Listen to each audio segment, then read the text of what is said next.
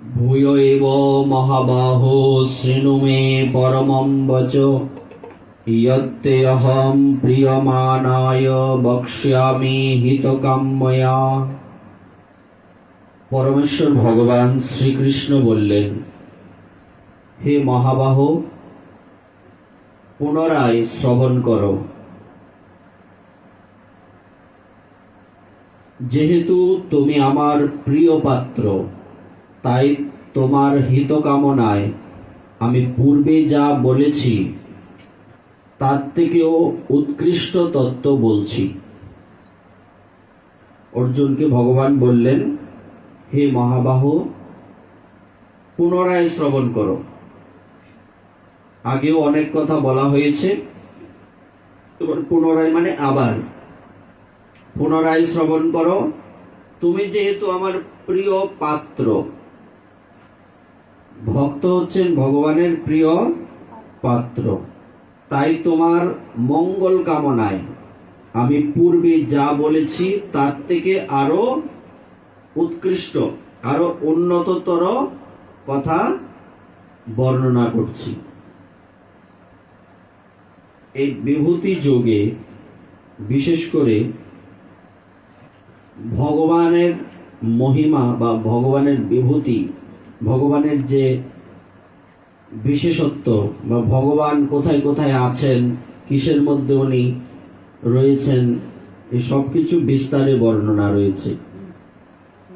ভগবান মূলত সব জায়গাতে রয়েছেন, প্রত্যেকটা ধূলিকণাতেও রয়েছেন, কিন্তু বিশেষ বিশেষ জায়গায় ভগবান বিশেষভাবে রয়েছেন। এই কথাটাই এখানে বিশেষ গুরুত্ব বহন করছে। তো সেটা বলতে গিয়ে অষ্টম শ্লোকে বর্ণনা করছেন, অহম সর্বস্ব প্রভব মত্ত সর্বম প্রবর্ততে ইতি মত্ত্বা ভজন্তে মাম বুধা ভাব সমন্বিতা। আমি জড় ও চেতন জগতের সবকিছুর উৎস। ভগবান জড় জগতের সবকিছুর উৎস, চেতন জগতেরও সবকিছুর উৎস। জড় মানে যা চলতে পারে না, চেতন মানে যা আমরা চলতে পারি, প্রাণী আদি। সবকিছুর উৎস, সবকিছু আমার থেকেই প্রবর্তিত হয়। সেই তত্ত্ব অবগত হয়ে পণ্ডিতগণ শুদ্ধ ভক্তি সহকারে আমার ভজনা করেন। কারা আমার ভজনা করেন? ভগবান বলছেন, কারা ভজনা করেন? যারা পণ্ডিত। কেননা প্রকৃত পণ্ডিত কারা? তারাই প্রকৃত পণ্ডিত যারা কিনা ভগবানের ভজনে নিজেকে নিয়োজিত করেন। এটা আমরা পয়ারের মধ্যে ত্রিপদীতে পাই, যেখানে ভক্ত বলছেন যে আপনার বিদ্যা বুদ্ধি অনেক কিছু আছে, কিন্তু আপনার মহাপ্রভুর প্রতি ভক্তি নেই, ভগবানের প্রতি আপনার ভক্তি নেই, তো আপনার এর কোনো মাহাত্ম্য রইল না। এখানে তাই বর্ণনা আছে চারি বেদ। বেদ কয়টা? কি কি কি কি?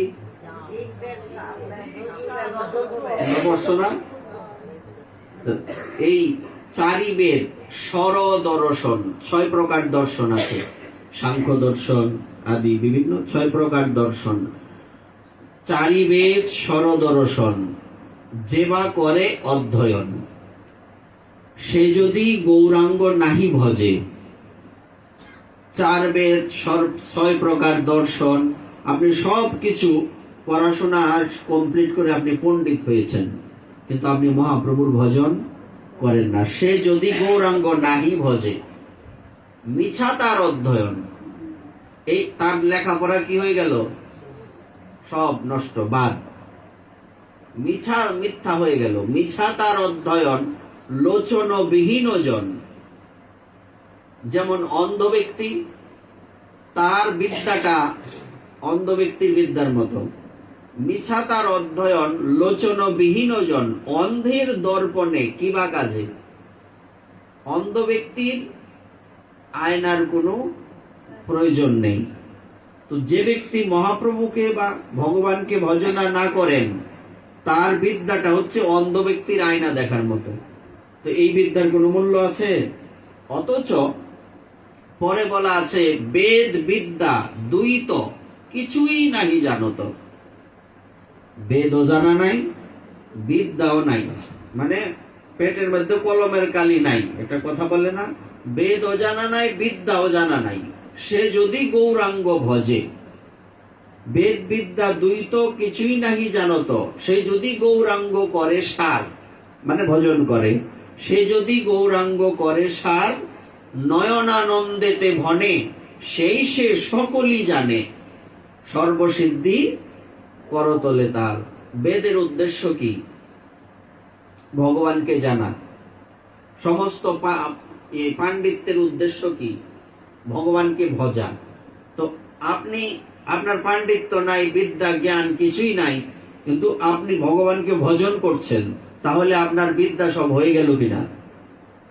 কারণ এত বিদ্যার লক্ষ্য কি, কারণ কি, এত বিদ্যা লাভ করার উদ্দেশ্য কি? তাকে ভজন করা।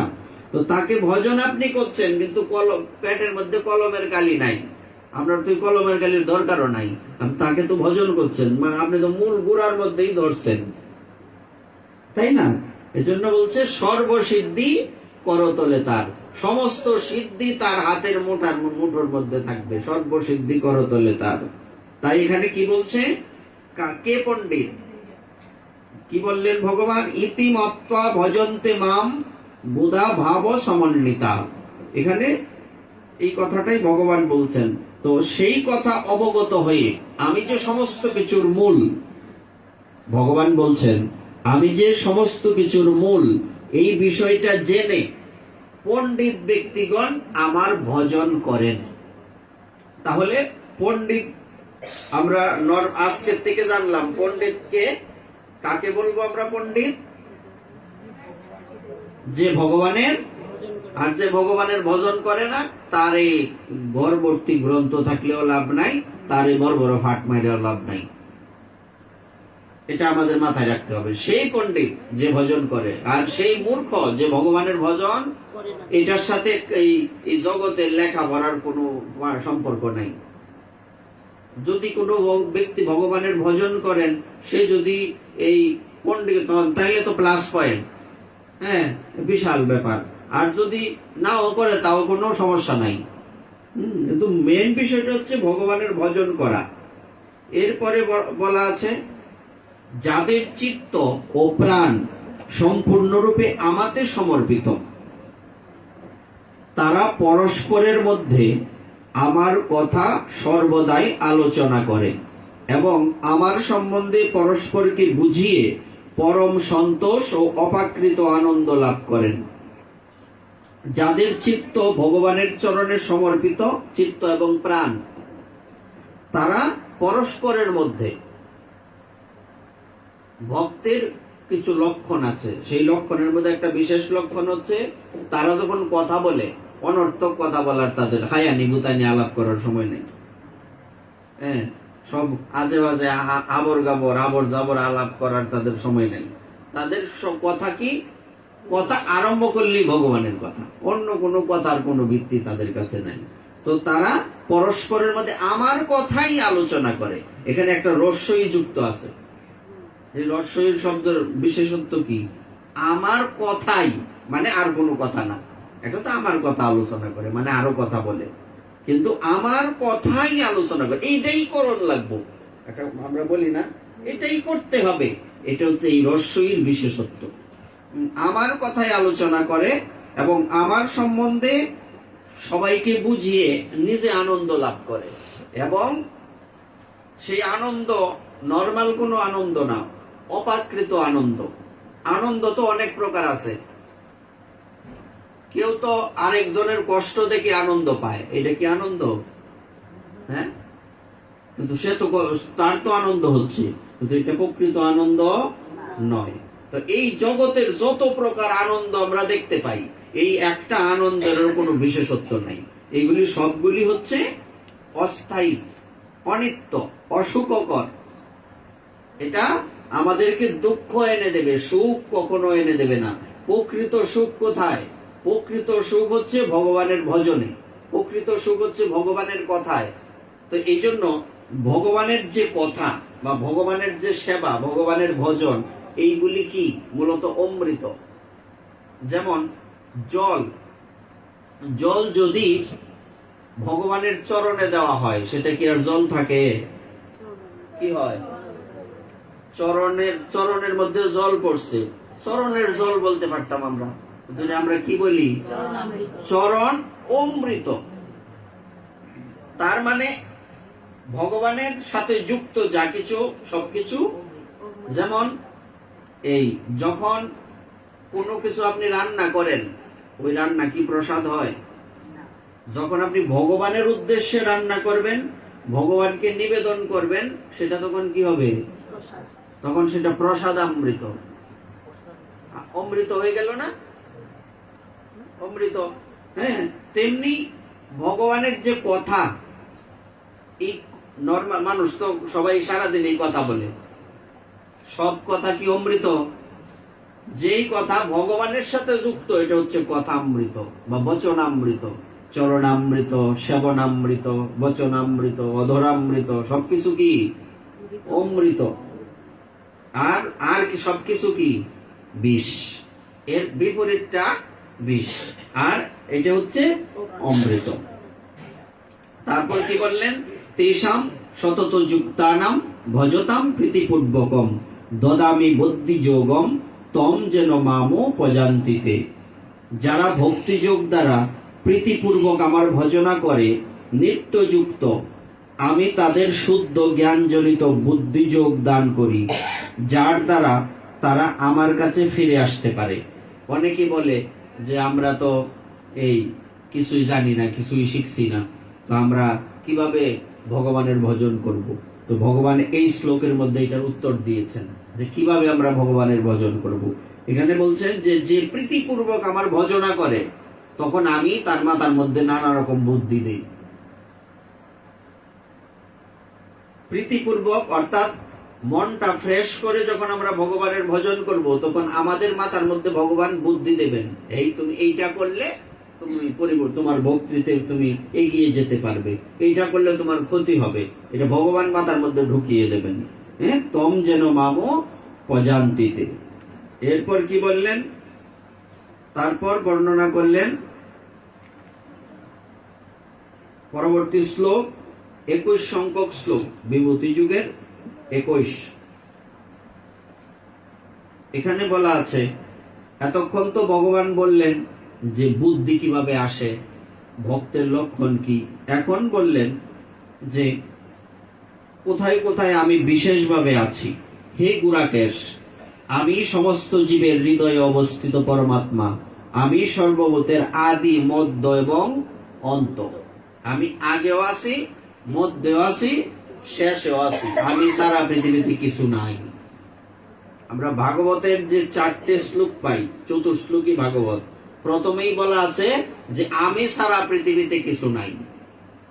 প্রথম শ্লোকের অর্থ হচ্ছে আমি সারা পৃথিবীতে, আমি সব কিছুর মধ্যে আছি। এইভাবে বলতে গিয়ে কি বললেন? পরবর্তীতে বললেন আদিত্যদের মধ্যে আমি বিষ্ণু। আদিত্য মানে, আদিত্য শব্দের অর্থ কি? আদিত্য শব্দের অর্থ দেবতা। আদিত্য কয়জন? আদিত্য কয়জন? 12 জন। কি কি? কারা কারা? দ্বাদশ আদিত্য করছো না? দ্বাদশ আদিত্য কারা? দ্বাদশ আদিত্যের মধ্যে ভগবান বললেন এই দ্বাদশ আদিত্যের মধ্যে আমি বিষ্ণু। এই বিষ্ণুকে বামন, বামন আছে দ্বাদশ আদিত্যের মধ্যে, পড়ছো না? বামন। জ্যোতিষ্কদের মধ্যে আমি কিরণশালী সূর্য, জ্যোতিষ্কের মধ্যে সূর্য। মরুদদের মধ্যে আমি মরীচি, এবং নক্ষত্রদের মধ্যে আমি কি? চন্দ্র। নক্ষত্রের মধ্যে চন্দ্র। সমস্ত বেদের মধ্যে আমি সামবেদ। সমস্ত দেবতাদের মধ্যে ইন্দ্র, দেবতাদের রাজা না? ইন্দ্র। সমস্ত ইন্দ্রিয়দের মধ্যে আমি কি? মন। সমস্ত ইন্দ্রিয়ের মধ্যে আমি মন, এবং সমস্ত প্রাণীদের মধ্যে আমি চেতনা। তারপর বললেন রুদ্রদের মধ্যে আমি শিব। আছে না শিব? রুদ্র কয়জন? হ্যাঁ, 11 জন। একাদশ রুদ্রের মধ্যে শিব আছে। শিব তো একাদশ রুদ্রের মধ্যে আমি, ভগবান বলছেন আমি কি? শিব। যক্ষ রাক্ষসদের মধ্যে আমি কুবের। কুবের কে? কুবের কোন দেবতা? কিসের দেবতা? কুবের। ধ্বংস কিসের? কুবের। কুবের হচ্ছে ধনপতি, ধনের দেবতা। বসুদের মধ্যে আমি অগ্নি। বসুদের মধ্যে অগ্নি, এবং পর্বত সমূহের মধ্যে আমি কি পর্বত? সুমেরু। সুমেরু পর্বত। হে পার্থ, পুরোহিতদের মধ্যে আমি প্রধান কে? পুরোহিতের মধ্যে কে? বৃহস্পতি। বৃহস্পতি উনি কি? দেবতাদের গুরু ও পুরোহিত তো বটে। তো পুরোহিতদের মধ্যে আমি বৃহস্পতি। সেনাপতিদের মধ্যে আমি কার্তিক। আর জলাশয়ের মধ্যে সাগর, সমুদ্র। মহর্ষিদের মধ্যে আমি ভৃগু। আচ্ছা, এই ভৃগুমণি সম্বন্ধে বিশেষ কি জানি আমরা? ভৃগু, যে কোনো একটা কথা বলেন তো, এই ভৃগুমণির বিশেষত্ব কি? সবাই তো আপনারা গোপাল সেবা করেন, গোবিন্দ সেবা করেন, ভৃগুমণির বিশেষত্ব কি? গোপালের বুকের মধ্যে একটা চরণের চিহ্ন আছে না? এটা কার? ভৃগুমণির চরণ চিহ্ন। এটার কাহিনী আছে। যখন সমস্ত মুনি ঋষিগণ বিপদে পড়ে গেছেন, কেউ কয় শিব ভগবান, কেউ কয় ব্রহ্মা ভগবান, কেউ কয় বিষ্ণু ভগবান, আসলে যে ভগবান কে? সবাই ঝামেলার মধ্যে ঘুরছে। এইবার ওনারা কি করলেন? সবাই মিলে, সবার থেকে বড় কে? যেখানে বলছে উনি সবার থেকে ভৃগুমণি হচ্ছেন বড়। ব্রহ্মার পুত্রদের মধ্যে উনি হচ্ছে সবার বড়। এই জন্য বলছে যে কি, মহর্ষিদের মধ্যে আমি ভৃগু। তখন ভৃগুমুনিকে সবাই গিয়ে বললেন যে আপনি এর একটা বিহিত করেন, আমরা তো একটা ঝামেলার মধ্যে আছি। কে যে ভগবান, এই জিনিসটা আমরা কেউ বুঝতে পারছি না। বলছে আমারে তাইলে কিছুদিন সময় দিতে হবে। বলছে ঠিক আছে। উনি কি করলেন? উনি কার পুত্র? ব্রহ্মার পুত্র। তো ব্রহ্মাজির কাছে উনি গিয়ে কি করলেন? দাঁড়াই রয়েছে। তখন ব্রহ্মা বলছেন তুমি এরকম দুষ্ট কবের থেকে হইছো, বেয়াদব কবের থেকে হইছো? তুমি আসছো, তুমি আমার প্রণাম করো নাই, তোমাকে এই শিক্ষা আমি কি দিছি? তখন ভৃগুমণি বলছেন পিতা, আমি আপনাকে প্রতিদিনই প্রণাম করি, আজকে করছি না, আপনি তো রেগে গেছেন, আপনি কি করে ভগবান হন? আসলে ব্রহ্মাজি কি জানতেন না ভৃগুমুনির মনে কি আছে? আর ব্রহ্মা কি অন্তর্যামী না? আসলে উনি বুঝাচ্ছেন আমি ভগবান না। কে প্রণাম করলো কে না করলো তাতে ব্রহ্মার কি আসলো গেল? আমি তো 14 গোষ্ঠীর বাপ, এটা তো ঠিক হই, প্রণাম করলেও বাপ না করলেও বাপ। কি সকলের পিতাকে, তাই না? কেউ প্রণাম করলেও বাপ না করলেও বাপ। কিন্তু উনি বুঝাচ্ছেন যে আসলে আমি প্রকৃত ভগবান নই। এরপর উনি চলে গেলেন কৈলাসে, মহাদেবের কাছে। মহাদেব তো বড় দাদা আসছে, ধৈর্য গেছে। তখন বুঝে তুমি আমার সই না, ধরো না, তাহ শ্মশানের শৈলের মধ্যে মাহ সাই কি কি তুমি অনর্থক যখন এই কথা বলছে, এমনি মহাদেব ত্রিশূল রুষা করছে। তখন তাড়াতাড়ি পার্বতী দেবী আটকাছে, সব বনাশ করছো তুমি, কি ভাইয়ে ভাইয়ে মারামারি। আসলে মহাদেব কি জানে না ভৃগুমণি কেন আসছে? মহাদেবের কি আসলে রাগ আছে? উনি বুঝাইতেছে আমি অপকৃত ভগবান না। উনি চলে গেলেন সরাসরি বৈকুণ্ঠে। বৈকুণ্ঠে যাওয়ার পর গিয়া দেখলেন ভগবান তো কোনো কায়া কাম নাই, হারা দিনে ঘুমানি। হ্যাঁ, কিন্তু এই ঘুম তো আমাদের মতো মরার ঘুম না। আমাদের মতো মরার ঘুম যদি ভগবান ঘুমাইতো তাহলে উপায় আছে, তো আমরাও সব মরার মতো পড়ে থাকতাম। আসলে এটা ভগবানের একটা লীলা। 4 মাস ভগবান শয়নে থাকে না, এই যে আমরা ব্রতগুলি করি, শয়ন একাদশী, পরে আবার এদিক থেকে এদিক ফিরে পাঁচশো একাদশী, পরে আবার ঘুমেতে উঠে আগে উত্থান একাদশী আছে না। এই সময় তো আমরা চাতুর্মাস ব্রত করি। শেষের মাসটা হইলো কার্তিক মাস, দামোদর মাস। গিয়া কোনো কথা নাই, একদম বুকটার মধ্যে গিয়া দিছে ফাড়া লাথি। তখন তাড়াতাড়ি উনি উঠছে, ইস আপনার এই কোমল চরণে কত কষ্ট হয়েছে, আমার শক্ত বুকের মধ্যে আপনি লাথি মারছেন। তাড়াতাড়ি ভৃগুমণির চরণ সেবা করতে লাগছে ভগবান বিষ্ণু। ভৃগুমণি চিন্তা করতেছে আমি কি করলাম। উনি নিজেও জানে না যে উনি লাথি দিব ভগবান গিয়া। বোঝা গেছে বিষয়টা? একটু আগে বলছে যে সমস্ত কিছুর মূলে কে? ভগবান। তখন ভৃগুমণি বলছে প্রভু আমি এটা কেমনে করলাম, আমি আপনাকে কিভাবে লাথি মারলাম? তখন ভগবান বিষ্ণু বলছেন আসলে এটা আমারই একটা ইচ্ছা, আর আপনি সমস্ত ঋষি মুনিদের মধ্যে শ্রেষ্ঠ, এটা আমার সৌভাগ্য, আপনার চরণের ছাপ আমার বুকের মধ্যে পড়ছে, আর আমি আপনাকে কথা দিচ্ছি এই চরণের ছাপ আমি আজীবন আমার বুকে বহন করব। শেষে ভৃগুমণি কি সিদ্ধান্ত করলেন যে সমস্ত কিছুর মূলে হচ্ছেন ভগবান বিষ্ণু, উনি হচ্ছেন ভগবান, তাই না? এই হচ্ছে সেই ভৃগুমণি। তো সমস্ত মহর্ষিদের মধ্যে কে? ভৃগু। বাক্য সমূহের মধ্যে আমি ওমকার, ওম। সমস্ত কিছুর মধ্যে যত বাক্য আছে পৃথিবীতে, তো সবচেয়ে বড় শ্রেষ্ঠ শব্দ বাক্য কি? ওম। এর থেকে বড় আর পৃথিবীতে কিছু আছে? নাই। এই ওম কিন্তু সবকিছুর মধ্যেই আছে। হরে কৃষ্ণের মধ্যে ওম আছে, হরে কৃষ্ণ আছে কিনা? হ্যাঁ, সব কিছু, সমস্ত কিছুর মূলে হচ্ছে ওম, যাকে বলে প্রণব। ওমকারের আরেক নাম হচ্ছে প্রণব। এই ওমের মধ্যে কে কে আছেন? ওম শব্দটার মধ্যে কে কে আছেন? হ্যাঁ, 5 জন। কারা?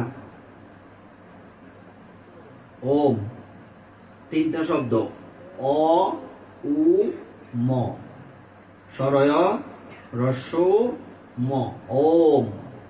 উচ্চারণটা অনেকে ঠিক মতো করতে পারে না। ওম। এই ওমের মধ্যে কে কে আছেন? এই ওমের মধ্যে ব্রহ্মা বিষ্ণু মহেশ্বর ত্রিদেব আছেন। এই ওম হচ্ছে সর্বশ্রেষ্ঠ। যজ্ঞ সমূহের মধ্যে আমি জপ যজ্ঞ, যেটা শুক্রবার দিন সারাদিন করবা না, দেখছ? যজ্ঞানাম জপ যজ্ঞ হস্মি, স্থাবরানাম হিমালয়। আর তারপর স্থাবর বস্তু সমূহের মধ্যে আমি শ্রেষ্ঠ হিমালয় পর্বত।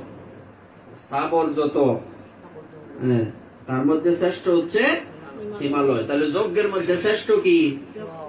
স্বাহা। এটার থেকেও শ্রেষ্ঠ হচ্ছে জপ যজ্ঞ। এটাই আমরা এবার স্টার্ট করার চিন্তা ভাবনায় আছি নাকি? শুক্রবার দিন আমরা সারাদিন জপ। হ্যাঁ, যারা নতুন আসছেন তারাও, তাদেরও নিমন্ত্রণ রইল। সারাদিন জপ, বন্ধ থাকবে না। 6টা থেকে 6টা, মানে সূর্য উদয় থেকে সূর্য অস্ত পর্যন্ত, উদয় অস্ত কয় যেটারে, অবিরাম, বন্ধ থাকবে না। হ্যাঁ, এবং আরেকটা বিষয় হচ্ছে যে একজনের সময় শেষ, আরেকজন শুরু করার আগ পর্যন্ত সে বলতে থাকবে। সে শুরু করবে, যে কীর্তনে হয় না, আরেকটা দল উঠলে পরে এরা নামবে আরো অনেকক্ষণ কইতে থাকে, ঠিক আছে কিনা? এইরকম সিস্টেম আছে না? আমার সময় শেষ, আমি উঠতে গেলাম গা, পরে জায়গা খালি, এরকম না। হ্যাঁ,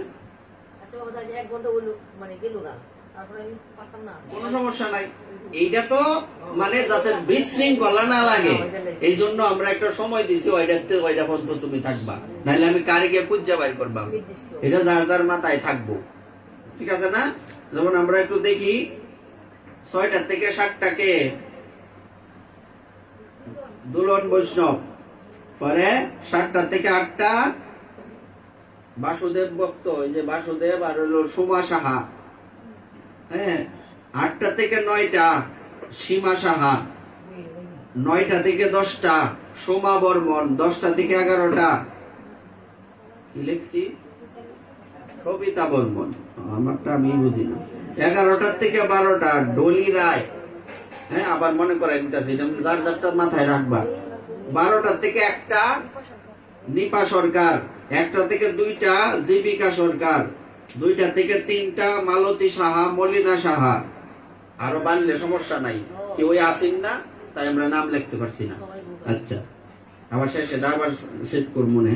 3টা থেকে 4টা মালা সাহা, 4টা থেকে 5টা মিতু সাহা, 5টা থেকে 6টা রানু ম্যাডাম, এই লেখাটা অনুপ্রভা অপু সাহা। সময় দিছি শেষে শেষে শেষ বালাজার রব্বালাতা। তুমি তো কালকে আইসো না, লেগে শেষে পড়ছো। শেষে আর আগে কি হরিনাম? তো হরিনাম সব কৃপা ইলার মাথার গিয়া পড়বো। ডলি রায় হেলা তো আইই না কবে? আচ্ছা, কোনো সমস্যা নাই। এই সবাই যে সমাজার সুবিধা আইসা জব করতে যায়, আসন বিছানি থাকবো, সজার যেখানে ইচ্ছা বৈশা বৈশা জব করবে। আচ্ছা, এরপরে কি 26 নম্বর, বৃক্ষের মধ্যে আমি কি? বৃক্ষের মধ্যে অশ্বত্থ মানে কি? কোনটা? মহামায় গাছ তলার যে বট গাছ, এটা কি অশ্বত্থ? এটাই অশ্বত্থ। 3 প্রকার বট গাছ আছে। একটা হলো অশ্বত্থ বট, হ্যাঁ, আর একটা কি নামটা খেয়াল নাই, দুর্গা পূজায় লাগে। কাঁঠালি বট আরেকটা আছে। 3 জাতের বট। আচ্ছা, দেবর্ষিদের মধ্যে আমি নারদ, গন্ধর্বদের মধ্যে আমি চিত্ররথ, সিদ্ধদের মধ্যে আমি কপিল মুনি, সিদ্ধদের মধ্যে। তারপর উচ্চশ্রব সমস্যানাম বিদ্ধি মামুমৃতোদ্ভবম ঐরাবতম গজেন্দ্রানাম নরানাম চ নরাধিপম। অশ্বদের মধ্যে সমুদ্র মন্থনের সময় উঠছে না উচ্চশ্রবা, হ্যাঁ, হস্তিদের মধ্যে ঐরাবত, এবং মানুষের মধ্যে আমি রাজা। আচ্ছা, পরে সমস্ত অস্ত্রের মধ্যে আমি কি? বজ্র। কোন বজ্র? বজ্রের জন্ম কোথা থেকে? হ্যাঁ হ্যাঁ, এটাই আকাশ থেকে যে পরে, এটাও একটা অস্ত্রের মাধ্যমে এটা ইয়ে করে আর কি। মূলত এটা ওই অস্ত্রের থেকে আসে। এটা কার হাতে থাকে? বজ্র। সহজে হইল ঠাডা, হ্যাঁ, ইন্দ্রদেবের হাতে থাকে। এটা হইছে জন্ম করতে দধিচিমুনি, মনে নাই? কাকে মারার জন্য? বৃত্রাসুর। হ্যাঁ, এটার বিশাল ইতিহাস আছে, আরেকদিন বলবো আমরা, অনেক বড়। হ্যাঁ, তারপরে গাভীদের মধ্যে কামধেনু, সারা বছরই দুধ দেয়, আছে, পাওয়া যায় কিছু কিছু। লক্ষ্মীপুর আছে একটা, আর কোন কোন আছে। আচ্ছা, সন্তান উৎপাদনের মধ্যে উৎপাদনের কারণ আমি কামদেব, ভগবানই কামদেব।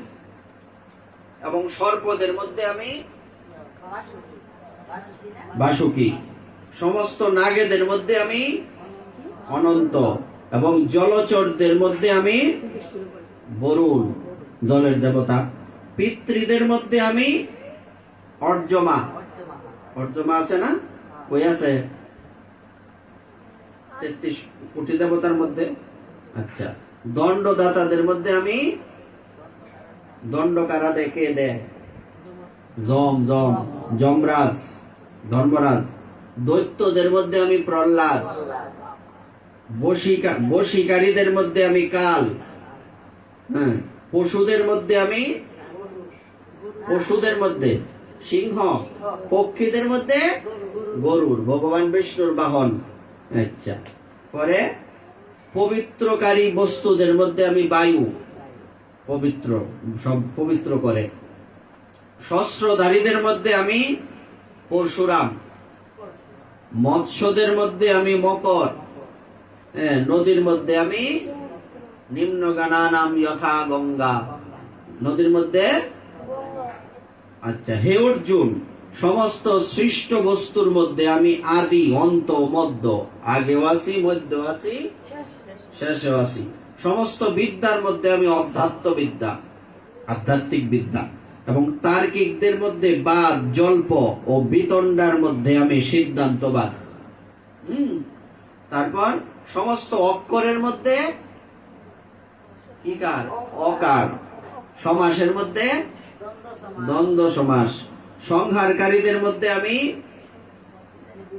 মহাকাল, রুদ্র, শিব, এবং স্রষ্টাদের মধ্যে আমি ব্রহ্মা। আচ্ছা, সমস্ত হরণকারীদের মধ্যে আমি সর্বগ্রাসী মৃত্যু। মৃত্যুর থেকে আর হরণকারী কেউ নাই। যতই চুরি ডাকাতি করে জিনিসপত্র নেই, মৃত্যুর মতো আর কেউ নিতে পারে না। এটা আশ্চর্য। আচ্ছা, ভাবিকালের বস্তু সমূহের মধ্যে আমি উদ্ভব। নারীদের মধ্যে আমি কীর্তি, শ্রী, বাণী, স্মৃতি, মেধা, ধৃতি ও ক্ষমা। নারীদের মধ্যে এইগুলি না থাকলে সে নারী হই না, তারে কেউ সম্মান করবে না, তারে মার মতো দেখবে না। আমাদের সনাতন ধর্মে নারীদেরকে কার মতো সম্মান করা হয়? দেবীর মতো সম্মান করা হয়। কি কি থাকলে? কীর্তি। কীর্তি মানে কি? হ্যাঁ, কীর্তি, কীর্তি করছো না? কীর্তি মানে মৃত্যু নাই। তুমি এমন কিছু কর্ম করছো যেই কর্ম তোমার বাঁচায় রাখবো, এটা হলো কীর্তি। ঠিক আছে না? ভালো কর্ম, উন্নত কর্ম, যা তুমি মরে গেলে জগতে থাকবো, এটার নাম হচ্ছে কীর্তি। তারপরে কীর্তির পরে শ্রী। শ্রী মানে সৌন্দর্য। হ্যাঁ, কোন সৌন্দর্য? সবকিছু সৌন্দর্য, আচার আচরণ, চাল চলন, ব্যবহার। হ্যাঁ, তারপরে বাণী, কথা। কথা, এই কথা যদি ঠিক না থাকে বড় বিপদ। হ্যাঁ, এই বাক্য এমনি বেজাল করে। বাণী। স্মৃতি, মস্তিষ্ক, ব্রেন, স্মরণ শক্তি। মেধা, বুঝাই যা। ধৃতি ও ক্ষমা। ধৃতি ভজনের শক্তি। হ্যাঁ, ধৃতি, ক্ষমা, দমস্তেয়ম, শৌচমেন্দ্রিয় নিগ্রহ। হ্যাঁ, এরকম 10টা ধর্মের বৈশিষ্ট্য আছে। তারপরে সামবেদের মধ্যে আমি বৃহৎ সাম। সামবেদের মধ্যে আবার ভাগ আছে। হ্যাঁ, যেমন গীতার মধ্যেও ভাগ আছে, ভাগবতেরও 12টা স্কন্ধ আছে, এরকম। তো সামবেদের মধ্যে কোন সাম? বৃহৎ সাম। ছন্দ সমূহের মধ্যে কি? গায়ত্রী। ছন্দ সমূহের মধ্যে গায়ত্রী।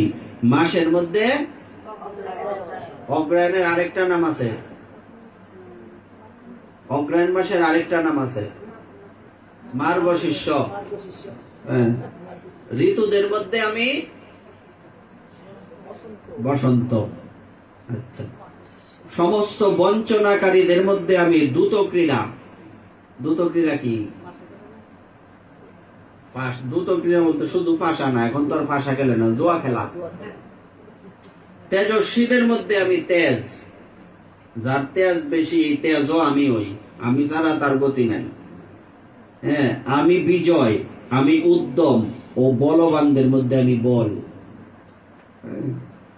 বিষ্ণু নাম বাসুদেব হস্মি, পাণ্ডবা নাম ধনঞ্জয়। হ্যাঁ, কি বলছে? বিষ্ণুদের মধ্যে আমি বাসুদেব, পাণ্ডবদের মধ্যে কে? অর্জুন। মুনিদের মধ্যে আমি ব্যাস, ব্যাসদেব। কবিদের মধ্যে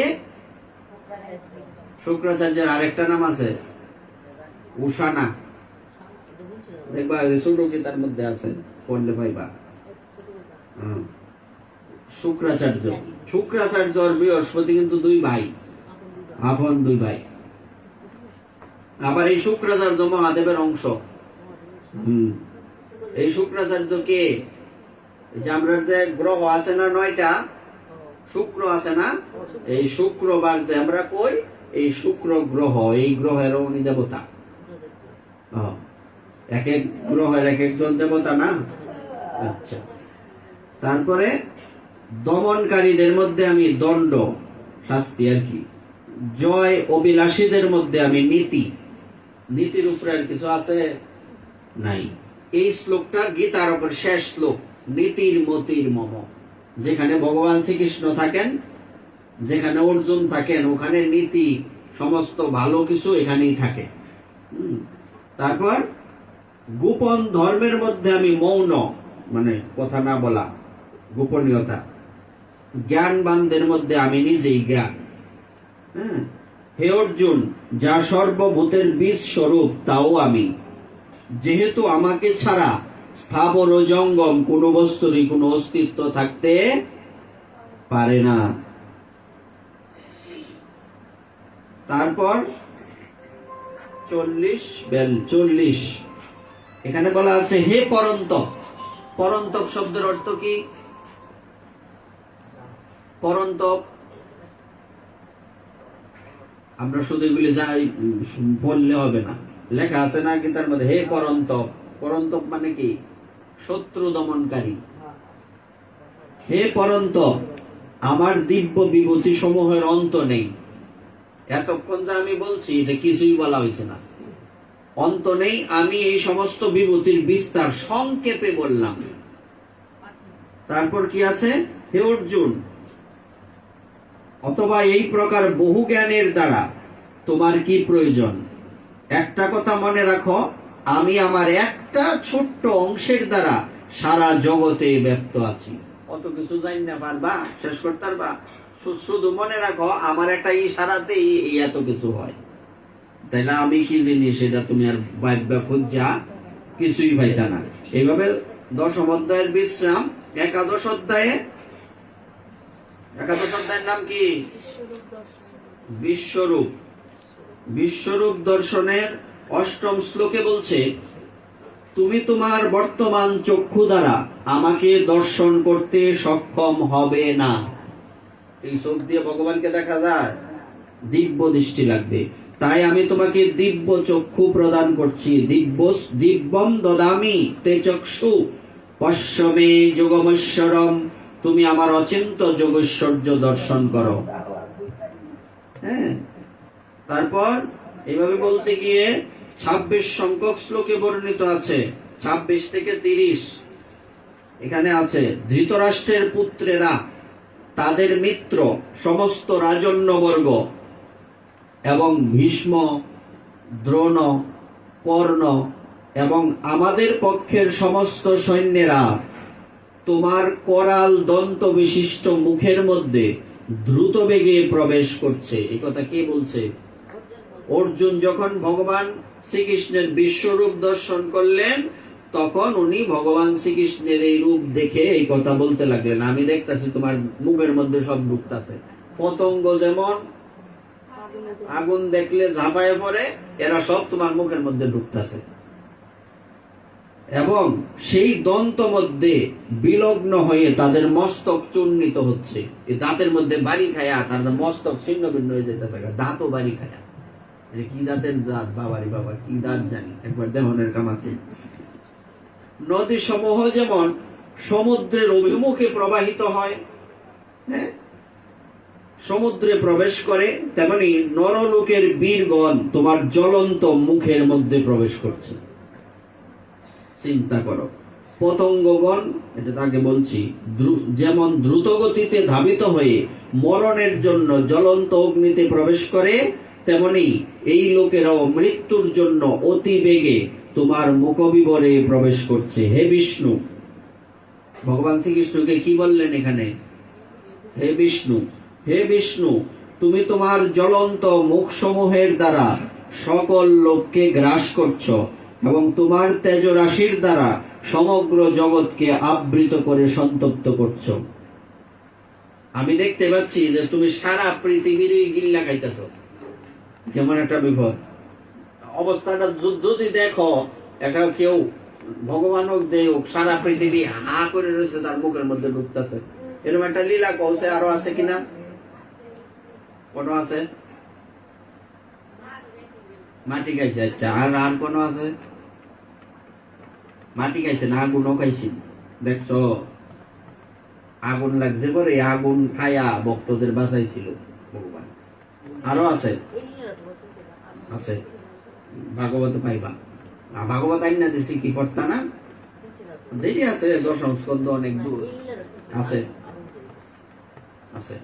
তারপর আরো আছে, যখন ভগবান গিরিরাজ ধারণ করেছিলেন, সবাই মিলে গিরিরাজের পূজা করলো না, তখন ডেক ডুক শুদ্ধা, তাল বাসন শুদ্ধা সব দিলেন। দেখছো না এই লীলা? দেখছো কোনদিন? পড়বা ভাইবা, সবাই নিয়ে টাল দিয়া রাখছে না সবকিছু। তো ভগবান উপরে চতুর্ভুজ রূপ ধারণ করছে। হ্যাঁ, তখন এক সখী আরেক সখীর সাথে কথা বলে, কিরে এই গোবর্ধনের দেবদাদি আমরা কৃষ্ণের মতো দেখতে। আর কথা কর, কৃষ্ণের মতো দেখতে, আমরা কৃষ্ণের 2 হাত, তার তো 4 হাত। ও না দেখতে জানি কেমন লাগে, সন্দেহ লাগে আদতে যে ইনি 4 হাত একা রয়েছে। তো এই জায়গায় একটা সুন্দর লীলা আছে, অনেক লীলা আছে। তার মধ্যে ওই গিরিরাজ ধারণ করার সময় রাধা তো বৃন্দাবনবাসীরা তো বড় করে ঘুমটা দেয়, ঘুমটার ফাঁক দিয়া তাকায়া সে গোবিন্দের দিকে দেখতেছে। এমনি ললিতা বিশাখা আদি সখী বৃন্দ বলছে, এই সবার সামনে ড্যাপ ড্যাপ করে তাকাই দিয়েছে না, সে কি কইব? রাধারানী লজ্জা পাইছে, লজ্জা পাই যে অন্যদিকে তাকাইছে, গোবিন্দের শরীরে ঘাম দেখা দিয়েছে। হ্যাঁ, ঘাম দেখা দেওয়ার কারণ কি? মূলত উনি বুঝাচ্ছেন, দেখবা ইয়েতে লেখা আছে, সুখ বলে আমার কৃষ্ণ গিরি ধরেছিল, সারি বলে আমার রাধা শক্তি সঞ্চারিল, নইলে পারবে কেন? করতে পারতো শক্তি। রাধা রানী তাকায় রয়েছে দেখে ওইটা মাথার ধরে রাখছে, শক্তিটা কই? রাধা রানী হচ্ছে শক্তি, উনি শক্তিমান, শক্তিমানের বেল আছে শক্তি ছাড়া। ঘাম কেড়ে কেন কষ্ট হইতেছে, যে উনি বুঝাচ্ছেন যে রাধা রানীকে সরাই নিলে এটা তোমরা মাথার উপর ভাঙ্গা পড়বো, সুতরাং সম্ভব না, শক্তি হচ্ছে রাধা রানী, এই জন্য সবার আগে রাধা রানী। হ্যাঁ, রাধা ছাড়া কৃষ্ণ আধা, এই কৃষ্ণের কোনো মূল্য নাই। তো ওই সময় কিন্তু সমস্ত কিছু উনি হা করলেন, যা কিছু আছে সব বড় বড় ডেক পাতি, আমরা তো ছোট মোটো একটা ডেকে আনছি, হ্যাঁ, সব গোবিন্দের মুখের ভিতরে ঢুকতেছে। এই কথাটা এখানে বলছে। হ্যাঁ, তোমার তেজ রাশির দ্বারা সমগ্র জগৎকে আবৃত করে সন্তপ্ত করছে, তোমার তেজের দ্বারা সারা পৃথিবী ঢেকে গেছে। আর এই তেজ তো শক্তিমান না, যেমন সূর্যের তেজ, মনে হচ্ছে যে কোটি কোটি সূর্য চন্দ্র একসাথে উদিত হয়েছে। কি বুঝছো বিষয়টা? এক সূর্যের তেজ আমরা সইতারি না। হ্যাঁ, যদি খালি 34-35 হয়ে যায় তাইলে সব বনাস, এসি ছাড়া চলে না। 50 এমনও জায়গা আছে, 50, 55, 60 পৃথিবীর অন্যান্য দেশে। আর শীতের হিসাব করলে তো কথাই নাই, -70 ডিগ্রি, -70 ডিগ্রি, চিন্তা করা যায়? তাইলে ভগবানের তেজ এত শক্তিশালী, তাইলে ভগবানের এটা একটু ছোট্ট একটা অংশ, তাহলে ভগবান কেমন শক্তিশালী? হ্যাঁ, এটাই বললেন। আচ্ছা, এরপর পরবর্তীতে এটা কত নম্বর অধ্যায় আমরা আছি? আচ্ছা, 11 অধ্যায়, দশম, এটা কইছি মনে রাখতে হবে তো। 11 অধ্যায় পরে 32 কি বলছে? তুমি তো বিপদ ফালাই দিবা আমারে। আচ্ছা, শ্রী ভগবান বাচ, এখানে বলছে আমি, এতক্ষণ অর্জুন বলছিলেন আমি এগুলি দেখতে পাচ্ছি, শ্রী ভগবান বললেন আমি লোক ক্ষয়কারী প্রবৃত্ত কাল এবং এই সমস্ত লোক সংহার করতে এক্ষণে প্রবৃত্ত হয়েছি। তোমরা মানে পাণ্ডবেরা ছাড়া উভয় পক্ষীয় সমস্ত যোদ্ধারাই নিহত হবে। ভগবান উবাচ, অতএব তুমি যুদ্ধ করার জন্য উত্থিত হও, যশ লাভ করো এবং শত্রুদের পরাজিত করে সমৃদ্ধিশালী রাজ্য ভোগ করো। আমার দ্বারা এরা পূর্বেই নিহত হয়েছে। হে সব্যসাচী, তুমি নিমিত্ত মাত্র হও। তুমি কি দেখতে পাচ্ছ? সব যোদ্ধারা কি আমার মুখের এই সময় যুদ্ধ শুরু হয়েছে না? গীতার জ্ঞানটা যেদিন দেওয়া হয়েছে সেদিন যুদ্ধ শুরুই হয়নি। হ্যাঁ, তো অর্জুন কি দেখতে পেলেন? সব গোবিন্দের মুখের ভিতরে ঢুকতেছে। তা তুমি কি বুঝলা এটা দেখা? ও, তো এইটা বুঝছি যে তুমি সবাই মাইরা রাখছো, আমি খালি খালি থাকবো, উপলক্ষ মাত্র। এখানে একটা শব্দ নাম বলছে সব্যসাচী। সব্যসাচী মানে কি? ব্যাকরণে আছে, কৌ অনেকে লেখাপড়া করাও, কৌ সব্যসাচী কি? সব্যসাচী সব্যসাচী মানে যার ডাইন হাত বাও হাত এক লগে চলে। একটা হলো ডাইন হাতটা, একটা বাও হাতটা। মানে যারা ডাইন হাতে কাজ করে তারা বাম হাত কিন্তু এতটা শক্তিশালী না। যারা বাম হাতি বাউডি তারা ডাইন হাতে এতটা শক্তিশালী না। কিন্তু অর্জুন এমন একজন ব্যক্তি যার ডাইন হাত বাও হাত সমান। সে বাম হাতেও তীর মারতে পারে, ডাইন হাতেও মারতে পারে, ফাওয়ায়ও তীর মারতে পারে। সব্যসাচী মানে যার দু হাত সমানে চলে। দেখবা ব্যাকরণে আছে, এক কথায় প্রকাশ। সব্যসাচী মানে যার দুই হাত সমানে চলে। তারপর এইটাও কারণ লাগে পাঠ করলে, নাহলে তো চলতো না। ভীষ্ম, দ্রোণ, কর্ণ মানে মূলত কিন্তু গ্রন্থগুলি ব্যাকরণের উপরে ডিপেন্ড করে। এই যে সংস্কৃত ব্যাকরণ, পাণিনি ব্যাকরণ আছে না, এই সমস্ত বিশেষ যে ব্যাকরণে বেশি অগ্রসর তার গ্রন্থ পড়া সুবিধা। মানে বাংলা লাগবে না, শ্লোক পড়লেই বুঝতে পারবে এটার অর্থ কি। তারপর কি বলছে? 33 সংখ্যক শ্লোকে এই কথা বলছে, তুমি নিমিত্ত মাত্র হও। পরে বলছে ভীষ্ম, দ্রোণ, কর্ণ, জয়দ্রথ এবং জয়দ্রথ জানি কে? জয়দ্রথ না, কার কি লাগে? আচ্ছা, পাণ্ডব এবং কৌরবেরা কয় ভাই বোন? আর কৌরবেরা আরেকজন আছে, এটা লিস্টে নাই। সে আবার এই পাণ্ডবদের পক্ষে না, কর্ণ ছাড়া ওই সেই হিসাব করলে 107 জন হয়। কর্ণ সহ হিসাব করলে 107 জন। আরেকজন আছে, সেটা ধৃতরাষ্ট্রের পুত্র, কিন্তু সে গিয়ে যুদ্ধ করছে ইয়ের পক্ষে, পাণ্ডবরার পক্ষে। সে হচ্ছে দাসী পুত্র। বিদুর যেমন দাসী পুত্র না, তৎকালীন সময় তো রাজার আর দাসী থাকতোই, সেও একটা দাসী পুত্র। সে আবার লিস্টে নাই আর কি। দাসী পুত্র তো কেউ লিস্টে ধরে না। যদি লিস্টে ধরতো তাইলে বিদুর রাজা হইতো।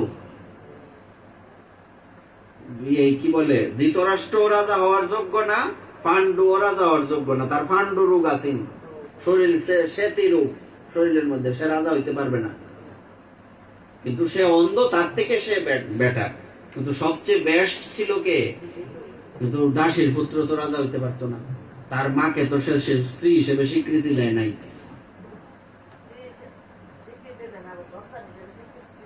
কই দিলে তো সেই রাজা হইতো। কিন্তু সে যেহেতু বুদ্ধিমান, তৎকালীন সময়ে মূলত বিদুরকে, সে কিন্তু যমরাজ, অভিশাপের কারণে সে বিদুর হয়ে জন্মগ্রহণ করে।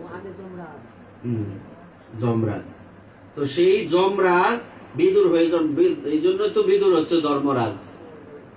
যুধিষ্ঠির মহারাজ আর বিদুরের মধ্যে পার্থক্য নাই। এই যুধিষ্ঠির মহারাজ কার পুত্র? এইটা তো শুধুমাত্র দেখাই না, মূলত কার পুত্র? এই 6 জন তো 6 জন দেবতার পুত্র। কর্ণ হচ্ছে সূর্য পুত্র, অর্জুন হচ্ছে ইন্দ্রদেবের পুত্র, আছে না? বায়ুর পুত্র হইল ভীম, যুধিষ্ঠির অশ্বিনীর পুত্র 2 পুত্র, নিচের ছোট 2 ভাই নকুল সহদেব, 2 অশ্বিনী কুমার। তাইলে আরেকজন যুধিষ্ঠির মহারাজ কার পুত্র? যমরাজের পুত্র। এই যুধিষ্ঠির আর বিদুরের মধ্যে কোনো পার্থক্য নাই, একই ব্যক্তি। অনেক কিছু ব্যাপার আছে। তো এই জন্য এখানে তাইলে জয়দ্রথের শব্দটা এই কথাগুলি আসছে এর থেকে। জয়দ্রথ হচ্ছে এর একটা বই আছে না, 100 পুত্র আর 1 জন কন্যা লিস্টে, দুঃশলার স্বামীর নাম হইল জয়দ্রথ। যে ওই যে এই কি নাম, অর্জুনের পুত্রের নাম কি? অভিমন্যু। অভিমন্যু যখন চক্রব্যূহে প্রবেশ করে, সে চক্রব্যূহের দরজাতে ছিল, এজন্য অন্য কেউ এনে যাইতে পারছে না। সে একদিনের জন্য এরকম শক্তি আনছিল মহাদেবের কাছে তপস্যা কইরা, যে একদিনের জন্য তুমি আমাকে এমন শক্তি দাও যাতে পাণ্ডবরা আমার পরাজিত না করতে পারে। এই জন্যই তো পরে অর্জুনকে পাঠাই দিল আরেক দিকে। এরা 4 জনের কেউ তো ভিতরে ঢুকতে পারে না, শেষে অভিমন্যুকে ভিতরে ওই অন্যায় যুদ্ধের 6 জন 7 জনে মিললে মারছে, দেখছো না? হ্যাঁ, এটা অন্যায় যুদ্ধ চক্রব্যূহের মধ্যে সবচেয়ে বড় বিষয়টা হচ্ছে সে চক্রব্যূহ ঢুকতে পারে, কিন্তু অন্যায় যুদ্ধ যদি না করতো তো অভিমন্যুর সাথে এরা কেউ ভাল লইল না, সবজি মূল্য লইলে। অন্যায় যুদ্ধ মানে কি? একটা ছোট্ট 14 বছরের বালকের 6 জনে 7 জনে মিল্লা ধরা, এই যে কি মনে করছো এনে তো ছোট কেউ না, কর্ণ, এই গুরু দ্রোণাচার্য, এই শকুনি, এই দুর্যোধন, দুঃশাসন, বড় বড় যোদ্ধা না এরা, তো সবাই মিল্লা ধরলে তার কি আর সম্ভব বাঁচা? তাও তাদেরকেও 7 বার পরাজিত করছে এই অভিমন্যু। তারপর সুতরাং তুমি তাদেরই বধ করো এবং বিচলিত হইও না, তুমি যুদ্ধে শত্রুদের নিশ্চয়ই জয় করবে, অতএব তুমি যুদ্ধ করো। মানে তুমি যে জিতবা এটা 100% সরকারি দল, মানে রাইতের মুখ, বুঝো না কথাটা? মানে কৃষ্ণ যেহেতু আমার পক্ষে, আমি তো জিতবা, আমি যখন রাইতে সিল মারতারি আমি জিতবা, এইরকম আর কি। তুমি তো জিতবা তাতে কোনো সন্দেহ নাই, তুমি গেলে কারোই খাও, হ্যাঁ, তাহলে গুড়ে খারো এমনি ফাঁস। সঞ্জয় ধৃতরাষ্ট্রকে বললেন, হে রাজন, ভগবান শ্রীকৃষ্ণের এই বাণী শ্রবণ করে অর্জুন অত্যন্ত ভীত হয়ে কম্পিত কলবরে কৃতাঞ্জলি পুটে প্রণাম করে গদগদ বাক্যে শ্রীকৃষ্ণকে বললেন, ওমা মনে বড় ডর আকেরে, ভয়ের কি কারণ? অর্জুন বললেন, হে ঋষিকেশ। ঋষিকেশ মানে কি? ভগবান কয়েছে। অর্থ কি? ঋষিকেশ শব্দের অর্থ কি পড়াইছি না? ঋষিকেশ, ঋষিক শব্দের অর্থ হচ্ছে ইন্দ্রিয়, যিনি ইন্দ্রিয়ের অধীশ্বর তাকে বলছে ঋষিকেশ। এই ঋষিকেশের সাথে আরেকটা নাম প্রায় শব্দগুলি মানে সমান সমান, অর্জুনের এরকম একটা নাম আছে, গুড়াকেশ। মানে কি? এই গুড়া এই গুড়া না, গুড়াকেশ। কেশ মানে কিন্তু এই চুল মনে করে না, আবার কালা চুল। গুড়াকেশ মানে হচ্ছে যে নিদ্রা জয় করছে। অর্জুন কিন্তু না ঘুমায়ও থাকতে পারতো, দিনের পর দিন না ঘুমায়ও যুদ্ধ করতে পারবো, রাত্রে ঘুমের দরকার নাই। অন্ধকার হোক, আলো হোক, বন্ধ হোক, কানা হোক, মানে তার যদি 200 বন্ধ হয়ে থাকা, এরপরেও সে যুদ্ধ করে জিততে লাগবে। সে নিদ্রা জয় করছে, গুড়াকেশ। আর ইয়ের কথা বলছি, সে যে অভিমন্যু বের হইতে পারছে না কেন? সে ওই যে সুভদ্রা দেবী জিজ্ঞেস করছে, তুমি কি করো? অর্জুনকে জিজ্ঞেস করছে, বলছে আমি চক্রব্যূহ সাজাইতেছি, এটা কেমনে আমার শিখাও। ঢুকার সময় শিখছে, ভরের সময় ঘুমাই। তোমরাও যে ঘুমাই যাও গা কাঠের মধ্যে মধ্যে মধ্যে, এর লেগে তোমরাও আর বাইরে তার না সংসার থেকে, এইটা সংসারের মধ্যে হইয়া মরো। বুঝছে? মিলাওছে মিলেনি?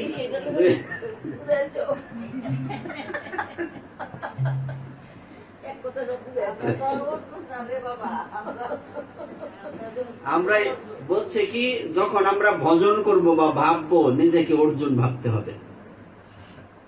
নিজে ভগবান আর ভগবানের ভক্ত আমাদের হইতে হবে, তো নিজে অর্জুন। অর্জুনে এই যে রথ মূলত কি? রথ হইল আমাদের দেহ, দেহটা হইল রথ। এই রথের সারথি হইল কৃষ্ণ, আর রথের মধ্যে যে বয়ে রয়েছে এটা হইল আমি, অর্জুন। এই রথ যে যেটা দেখতেছি গীতার সামনে তেয়াতে রাখছে রথ, এই রথ সেই আমাদের দেহ রথ। আর এই যে ইয়েতে রথ চালায় পুরীতে, ওই পুরীর রথ, এই রথ। পুরীর রথ কি হয়? প্রতিবার ভাঙ্গে, নতুন করে আবার প্রতিবার বানা। ওই যে সামনে অক্ষয় তৃতীয়াতে শুরু হইব, ইয়ের দিন শেষ হইব, এই যে রথের আগের দিন গুন্ডিচা মার্জন, এই দিন শেষ।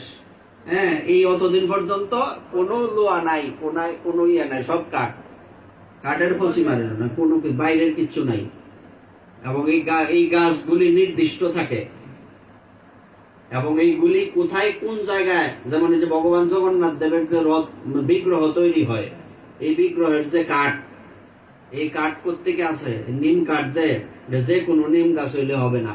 এটা গ্রন্থে লেখা আছে যে অমুক জায়গায় এই ইয়েতে নির্দিষ্ট এই গাছ থেকে আনবে, এই গাছ আইনে বানানি লাগবে 12 বছর পর পর, নবকলেবর 12 বছর পর পর এই বিগ্রহ, এই যে বিগ্রহ সমাধি দেয়। এটা তো প্রথমটা, পরে যেটা শুরু হয়েছে এটা হলো এইভাবে। তো এই বিগ্রহ সমাধি দেয়, দিলে পরে নতুন বিগ্রহ 12 বছর পরে। শুধু ভিতরে বিগ্রহের ভিতরে একটা শালগ্রাম আছে, ওই শালগ্রামটা বার করে রাখে। আর ওই বিগ্রহ, মেন বিগ্রহ, এই যে কাঠের যে বিগ্রহ সমাধি দেয়, সমাধিও ভিতরে, বাইরে না কিন্তু। এই এর ভিতরে, মন্দিরের ভিতরে একটা জায়গা আছে, গেলে দেখবা। পুরীতে যদি যাও, ভিতরে এই পান্ডারা থাকে, যে কোন জায়গায় কি হয় এটা আমাদের একটু বুঝাই দেন। তো এক জায়গায় দাঁড়ায় সব বুঝাই দিব।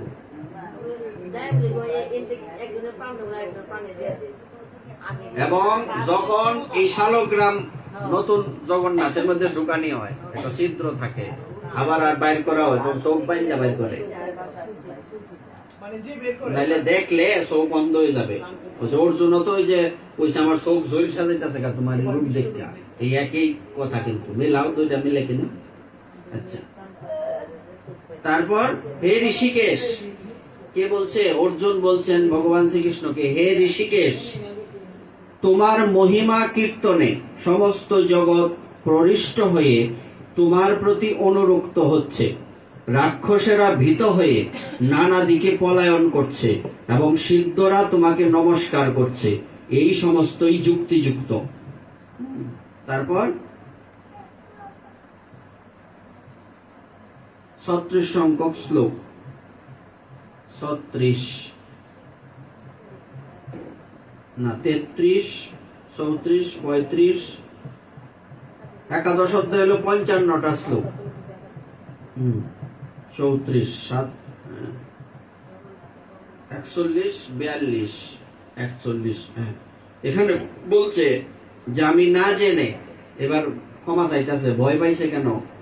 যে তোমার মহিমা না জেনে সখা মনে করে আমি তোমাকে কতবার হে কৃষ্ণ, হে যাদব, হে সখা এইসব বলে সম্বোধন করেছি। প্রমাদ বশত অথবা প্রণয় বশত আমি যা কিছু করেছি তা তুমি দয়া করে ক্ষমা করো। বিহার, শয়ন, উপবেশন ও ভোজনের সময় কখনো একাকী এবং কখনো বন্ধুদের সমক্ষে আমি যে তোমাকে অসম্মান করেছি। আরে বন্ধুর সাথে বন্ধুর যেমন সম্পর্ক, অর্জুন তো আগে জানে না সে ভগবান, কিন্তু এটা দোষেরও কিছু না, কারণ বন্ধুর সাথে বন্ধুর কত কিছুই হয়। হে অচ্যুত, আমার সে সমস্ত অপরাধের জন্য তোমার কাছে আমি ক্ষমা প্রার্থনা করছি। পিতাসি লোকস্য চরাচরস্য তমস্য পূজ্যশ্চ গুরুর গরিয়ান। এখানে বলছে হে অমিত প্রভাব, তুমি চরাচর জগতের পিতা, পূজ্য, গুরু ও গুরু শ্রেষ্ঠ। ত্রিভুবনে তোমার সমান আর কেউ সমান তো নাই, বড় নাই। অতএব তোমার থেকে শ্রেষ্ঠ অন্য কে হতে পারে? তোমার সমান এবং তোমার থেকে শ্রেষ্ঠ কেউ হতে পারে না। তুমি সমস্ত জীবের পরম পূজ্য পরমেশ্বর ভগবান, তাই আমি তোমাকে দণ্ডবোধ প্রণাম করে তোমার কৃপা ভিক্ষা করছি। হে দেব, পিতা যেমন পুত্রের, সখা যেমন সখার, প্রেমিক যেমন প্রিয়ার অপরাধ ক্ষমা করেন, তুমিও সেভাবেই আমার অপরাধ ক্ষমা করতে সমর্থ। তোমার এই বিশ্বরূপ যা পূর্বে কখনো দেখিনি, তা দর্শন করে আমি আনন্দিত হয়েছি, কিন্তু সেই সঙ্গে আমার মন ভয়ে ব্যতীত হয়েছে। তাই হে দেবেশ, হে জগন্নিবাস, আমার প্রতি প্রসন্ন হও এবং পুনরায় তোমার সেই রূপেই আমাকে দেখাও। আগের রূপে আসো। কিরীটিনম গদিনম চক্রহস্তম ইচ্ছামি ত্বাম দ্রষ্টুমহম ততৈব। হে বিশ্বমূর্তি, হে সহস্রবাহু, আমি তোমাকে পূর্ববৎ সেই কিরীট, গদা ও চক্রধারী রূপে দেখতে ইচ্ছা করি। এখন তুমি তোমার সেই চতুর্ভুজ রূপ ধারণ করো। ভগবান যখন প্রথম অবতীর্ণ হবেন, দেবকী মাতার গর্ভ থেকে এই পৃথিবীতে ভূমিষ্ঠ হবেন, তখন উনি কি রূপে এসেছিলেন? কোন রূপে এসছেন? চতুর্ভুজ রূপে। পরে না দ্বিভুজ হয়েছে। তারপর শ্রী ভগবান উবাচ, ভগবান কি বললেন? হে অর্জুন, আমি প্রসন্ন হয়ে তোমাকে আমার অন্তরঙ্গা শক্তি দ্বারা জড় জগতের অন্তর্গত সেই শ্রেষ্ঠ রূপ দেখালাম। তুমি ছাড়া পূর্বে আর কেউই এই অনন্ত আদি ও তেজময় রূপ দেখেনি, তুমি প্রথম দেখছো। তারপর, হে কুরুশ্রেষ্ঠ, বেদ অধ্যয়ন, যজ্ঞ, দান, পুণ্যকর্ম ও কঠোর তপস্যার দ্বারা এই জড় জগতে তুমি ছাড়া অন্য কেউ আমার এই বিশ্বরূপ দর্শন করতে সমর্থ নয়। তারপর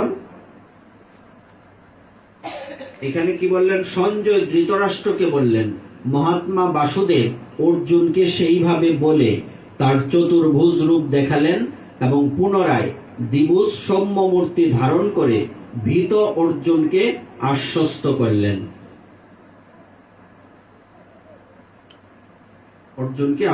করলেন। তারপর শেষের দিকে 55 শ্লোক, মৎকর্ম কৃতস্ম পরম মদ ভক্ত সঙ্গবর্জিত নির্বৈর সর্বভূতেষু যশ মামেতি পাণ্ডব। হে অর্জুন, যিনি আমার অকৈতব সেবা করেন। অকৈতব সেবা কি? মানে ফ্রেশ মনে সেবা করেন, আমার প্রতি নিষ্ঠাপরায়ণ, আমার ভক্ত, জড় বিষয়ে আসক্তি রহিত এবং সমস্ত প্রাণীর প্রতি শত্রু ভাব রহিত, তিনিই আমাকে লাভ করেন। ভগবানকে কারা লাভ করে? যারা মন প্রাণ দিয়ে ভগবানের সেবা করে, ভগবানের কথা মেনে চলে, আমার প্রতি নিষ্ঠাপরায়ণ, আমার ভক্ত, জড় বিষয়ে, জড় জাগতিক বিষয়ের থেকে মানে আসক্তি রহিত, এই বিষয়ে তার মন যায় না, এবং সমস্ত প্রাণীর প্রতি শত্রু ভাব রহিত, সে কাউকে শত্রু মনে করে না, মিত্র মনে করে না, তিনি আমাকে লাভ করেন। এটা বিশ্বরূপ দর্শন যুগের শেষ শ্লোকে ভগবান বর্ণনা করলেন। এইভাবেই 11 অধ্যায়ের বিশ্রাম, তারপরে 12 অধ্যায় থেকে আমরা আগামীকালকে আলোচনা করব। এই বলে আপনাদের চরণে প্রণাম জানিয়ে আজকের এই ভগবদ গীতার আলোচনা এখানেই বিশ্রাম। শ্রী গুরু নিতাই গৌর সীতানাথ প্রণাম।